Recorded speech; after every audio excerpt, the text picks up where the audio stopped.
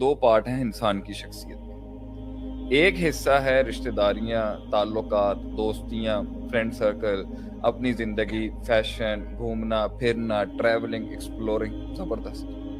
یہ سب چیزیں انسان کو خوش کرتی ہیں، یہ سب چیزیں انسان کو سکون بھی دیتی ہیں. آپ لوگوں سے بات کریں گے آپ ریلیکس ہو جائیں گے. ہم تو ایسے آئسولیٹڈ انڈیویجولز تیار کرنے کے حق میں نہیں ہے جو اینٹی سوشل ہو. مسلمان تو ویسے ہی اینٹی سوشل نہیں ہوتے. لیکن ایک مسئلہ ہے کہ آپ کو ان سے سکون ملتا ہے، آپ ریلیکس کریں، آپ حساب کتاب کریں. لیکن سب سے پہلی بات یہ کہ جن کے ساتھ آپ یہ کر رہے ہیں کل کو وہی نہیں آپ کے ساتھ ہوں گے، وہی آپ کی نان پروڈکٹیوٹی کی وجہ سے چھوڑ دیں گے آپ کو. یہ رشتے ہی آپ کو نہیں رکھیں گے اگر آپ کچھ نہیں ہوں گے. آپ کے گھر میں آپ کی عزت نہیں رہنی اگر آپ نے کچھ نہیں بنایا. یہ معاشرے کا نام بتا رہا ہوں، اس کا قرآن حدیث سے تعلق نہیں ہے. قرآن حدیث پہ تو اگر یہ معاشرہ ہوتا تو اللہ کہتا ہے اِنَّ أَكْرَمَكُمْ عِندَ اللَّهِ أَتْقَاكُمْ. جو تقوی میں سب سے زیادہ ہے عزت و تکریم اس کو دینی ہے. میں تو آپ کے معاشرے کی بات کر رہا ہوں. آپ کے معاشرے کے اندر اگر آپ کچھ گھر میں کنٹریبیوٹ نہیں کر رہے، آپ کے معاشرے کے اندر اگر آپ گھر میں کچھ کنٹریبیوٹ نہیں کر رہے، آپ نے اپنا کچھ بنایا ہوا نہیں ہے، آپ نے محنتیں نہیں کی ہوئی، آپ نے علم نہیں حاصل کیا ہوا، آپ نے اپنے پر ورکنگ نہیں کی ہوئی، آپ مجھے بتا دینا سوسائٹی ایکسیپٹ کر لے گی آپ سائیڈ کک ہوں گے یا مین سٹریم ہوں گے، آپ لائم لائٹ ہوں گے یا سائیڈ ککس ہوں گے. یا تو اس معاشرے میں جینا بند کر دیں اور درویش بن کے آ جائیں مسجدوں کے اندر اور بیٹھے رہیں پھر وہاں پر ایک اپنے دینی حلقے کے اندر، اور سب سے اچھی دوستی اور سب سے اچھی رشتہ داری اور سب سے اچھا تعلق ہی حب اللہ بغض اللہ کے لیے. لیکن آپ کہتے ہیں کہ بھئی میں نے جینا بھی دنیا میں ہے، میں نے دنیا داروں میں ہی رہنا ہے، میں نے معاملات بھی انہی کے اندر رکھنے ہیں. شیخ صاحب کوئی ایسا کوئی حل بتائیں، ایسا کوئی وظیفہ بتائیں کہ میرے یہ معاملے ٹھیک ہو جائیں. یہ کیسے ٹھیک ہو جائے گا؟ دنیا تو آپ کو نہیں بخشے گی، دنیا تو آپ کو لیوریج نہیں دے گی. دنیا تو دیکھے گی بھائی کپڑے کیا پہنے ہوئے ہیں، کھانا کیا کھایا ہوا ہے، دنیا یہ مال کیا کیا ہوا ہے، وہ کیا بنایا ہوا ہے، مال کیسے کیا ہے، پروڈکٹیوٹی کیا ہے آپ کی، آپ کے تجربات کتنے ہیں، کتنی جنگیں جیتی ہیں، کتنی سلطنتیں بنائی. تو یا تو دنیا چھوڑ دیں، اور اگر دنیا کا ملحوظ خاطر رکھنا ہے تو اس کے اندر بھی آپ کو، دنیا کے اندر بھی اور دین کے اندر بھی، دونوں کے اندر ایکسیلنس تک پہنچنے کے لیے آپ کو فضول سے بہت بچنا ہے. ان ایفیکٹونیس اور ایفیشنسی کا باب ہے یہ. ایفیکٹونیس یہ کہ آپ نے کم ریسورسز میں کر جانا ہے، اور ایفیشنسی یہ ہے کہ آپ نے ضائع کیے ہوئے کرنا ہے. تو ریسورسز کو ضائع کیے ہوئے آدمی تب چیزیں کرتا ہے جب اس کا تجربہ ہوتا ہے، اور تجربے تب کیے ہوتے ہیں جب وہ وقت لگا رہا ہوتا ہے، اور وقت تب لگا رہا ہوتا ہے جب اس کے اندر اس کی سیریسنس اور سنجیدگی اس کے خون میں اتری ہوتی ہے کہ اگر نہیں کروں گا تو وقت کل کو مجھے موقع نہیں دے گا. یہ جو آپ کا سوال ہے نا کہ بھئی اگر میں نہیں کروں تو پہلی بات تو اگر آپ نہیں کرو گے تو وہ کیسے چھوڑ دے گا آپ کو؟ جن کے لیے آپ کہہ رہے ہو بھائی میں ریلیکس ہو جاؤں، میں ان کے ساتھ ٹائم سپینڈ کر لوں، کر لیں.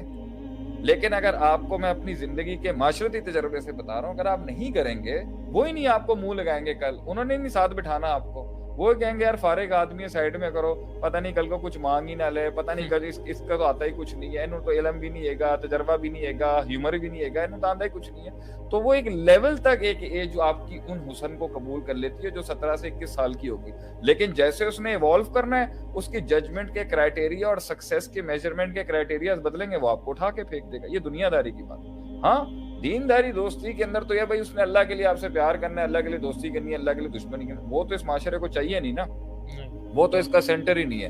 دوسری آپٹیمائز آئیڈیلائز ورژن یہی ہے کہ اللہ کی خاطر ہونی چاہیے سارے معاملے.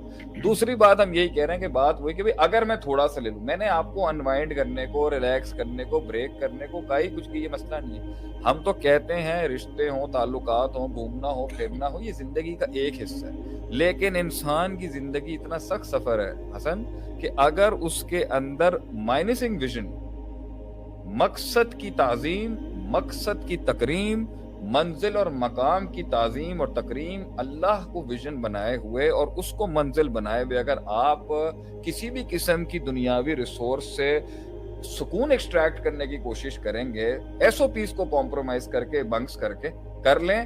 لیکن یہ جو چیز ہے نا جس کو آپ کرنا چاہ رہے ہو، یہ تو مارجنلی یوٹیلائز ہو جائے گی اکنامکس کے لاء کے اندر. جتنا کھائیں گے اتنا اس کا مزہ کم ہو جائے گا.